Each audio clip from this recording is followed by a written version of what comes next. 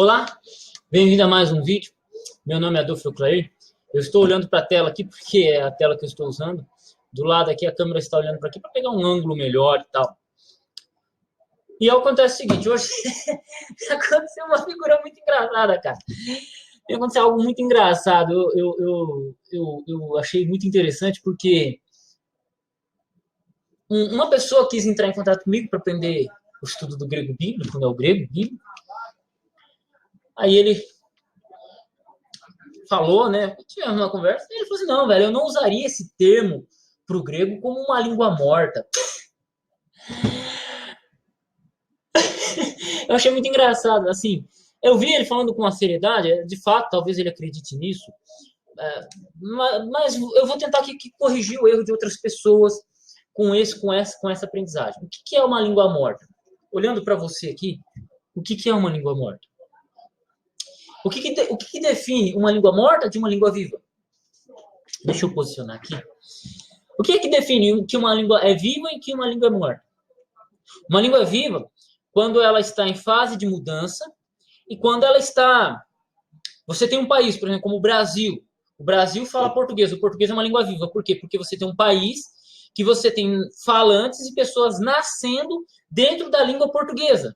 Assim como em Portugal, assim como em Moçambique. Se morressem todos os moçambicanos, todos os brasileiros, morressem todos, o que aconteceria com a língua portuguesa? Ela morreria, porque depois as pessoas que viessem no Brasil, tomar o Brasil, por exemplo, ia ficar uma extensão de terra, elas seriam pessoas que falariam outras línguas, espanhol, alemão e por aí em diante. Então, o que aconteceria com a língua portuguesa? Ela teria morrido e no Brasil se falaria outras línguas. Já seria até outra nação, entendeu? Então, o que define que uma língua é viva é quando você tem pessoas falantes nascendo e falantes dessa língua. Agora, no caso de grego bíblico, grego clássico, latim, sumério, acadiano, você estuda todas essas línguas na faculdade ou fora dela, ou você faz curso, como tem o meu curso de grego, você aprende o hebraico bíblico, que é diferente do hebraico moderno também. Você aprende essas línguas. Só que você não tem pessoas nascendo e falando grego koiné. Ou você conhece alguém que fala grego koiné. Não existe.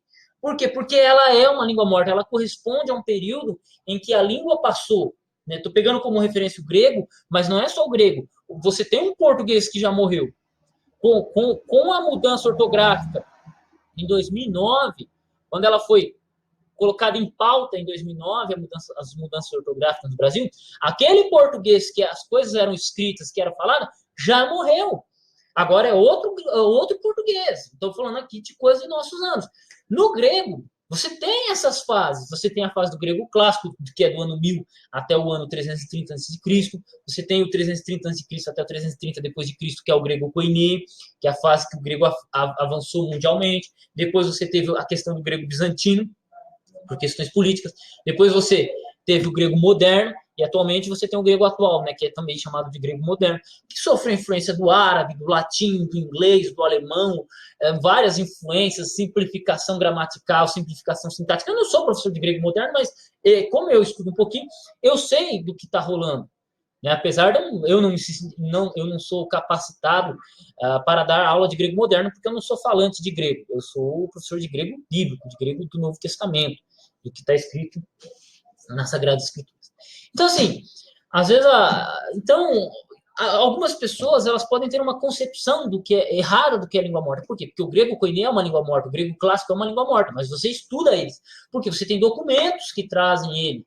Mas não é porque o grego está ali, você pega a Ilíada de Homero, você pega Platão em grego clássico, leva lá numa ilha da Grécia hoje, dá pro cara ler, o cara não lê, velho, o cara não vai saber o que está escrito ali, que é a mesma coisa que você pegar uma carta de 400 atrás de língua portuguesa. Você não vai entender bolufas. A mesma coisa é o francês, a mesma coisa é o inglês, a mesma coisa é o alemão, a mesma coisa é o latim. Você tem o latim clássico, você tem o latim vulgar. Porque o latim passou por várias fases. Entende? Então, as línguas, elas nascem e morrem, e elas podem ser estudadas dentro do seu período. Isso é uma análise diacrônica, um estudo diacrônico de uma língua. As palavras, elas mudam de significado, elas mudam de forma. Isso aí Qualquer um que estudou o básico de linguística sabe disso. Qualquer um que estudou o básico de história sabe disso. Simplesmente assim. Então, eu venho trazer esse vídeo aqui para vocês, para notificar a vocês, para informar vocês do que é uma língua morta e o que é uma língua viva. Porque uma língua viva é uma língua que você tem pessoas nascendo e sendo falada. E essa língua sofre alteração, sofre influência, sofre modificações. Né? E depois de um tempo ela passa a se tornar outra língua e nesse dado período ela morre. Daqui 50 anos ninguém vai entender o que eu estou falando. Ninguém vai entender o que eu estou falando. Por quê? Porque o português que eu falo hoje, daqui 50 anos ele pode ter morrido. Pode ser menos 20 anos. Simples assim. Né? Agora, quanto mais o grego koiné, que é uma língua de 1.700 anos atrás, 2.300 anos atrás. O grego clássico, de quase 3.000 anos, né? De 3.000 anos atrás. Imagine a complexidade, entende? O egípcio, cara, o egípcio não é porque o egípcio foi uma língua, aqueles desenhos, né? Os pitorescos, né? Não é pitoresco, é o pitagórico, não.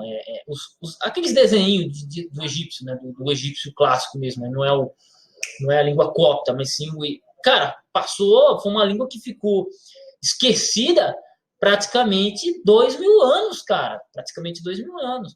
Foi no século XIX em que foi decodificado devido à descoberta de uma pedra, né? De uma pedra que traz inscrição em copta, egípcio clássico, né? Esse egípcio, e grego koiné.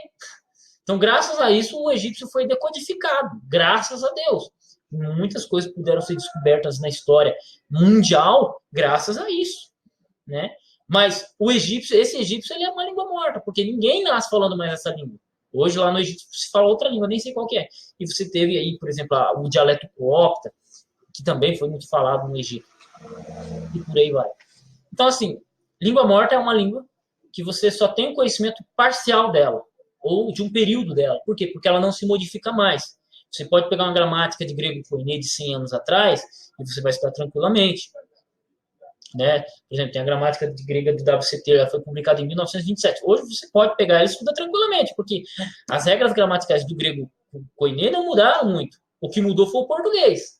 Talvez o português fique um pouco incompreendido dentro da gramática do WCT, mas o grego é o mesmo. Né? Talvez uma nomenclatura ou outra tenha mudado, mas o grego é o mesmo. O que mudou foi a língua viva, o português. Né? Agora, o grego koiné em si não modifica muito. Tanto que as concepções, as descobertas, as alterações dentro do grego koiné, por exemplo, uma mudança de uma palavra, uma adição de um significado numa palavra, ela só advém com profundo estudo ou com descobertas arqueológicas, como aconteceu em 1890. Não por Adolfo Desman, mas foi descoberto os papiros lá em 1890, papiros no Egito, e Adolfo Desman começou a pesquisar, e em 1895 ele chegou à conclusão de que o grego do bíblico, do Novo Testamento, era chamado de grego koiné, era o grego koiné, e não era uma língua diferenciada ou tão distante daqueles dias. Entendeu?